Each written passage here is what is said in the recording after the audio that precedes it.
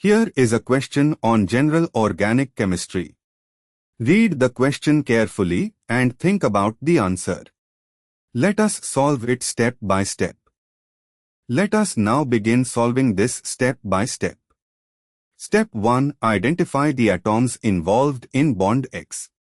The arrow labeled X points to the C single bond connecting the sp2 carbon of the trisubstituted alkene, left double bond, C is equal to C, to the carbon that bears the CH to CH to CCH chain.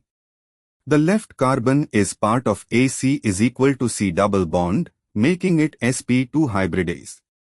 The carbon on the right side of bond X is a tetrahedral carbon bearing 4 single bond substituents, the alkene carbon, to CH2 groups leading to the alkyne, and the vinyl substituents attachment, making it sp3 hybridase.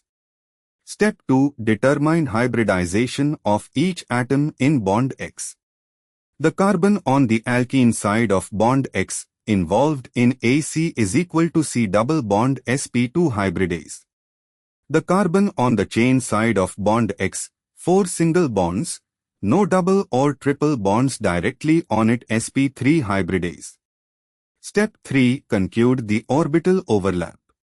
Bond X is a sigma bond formed by the overlap of an sp2 orbital from the alkene carbon and an sp3 orbital from the adjacent tetrahedral carbon. This corresponds to answer choice C, sp2 and sp3. Step 4. Eliminate other options. A. Sp and sp3 would require a carbon directly involved in a triple bond, which is not the case here for bond X. B. Sp and sp2 again requires a triple bond carbon at bond X, which it is not. D. None of these, incorrect since C correctly describes the overlap. Therefore, the correct answer is C.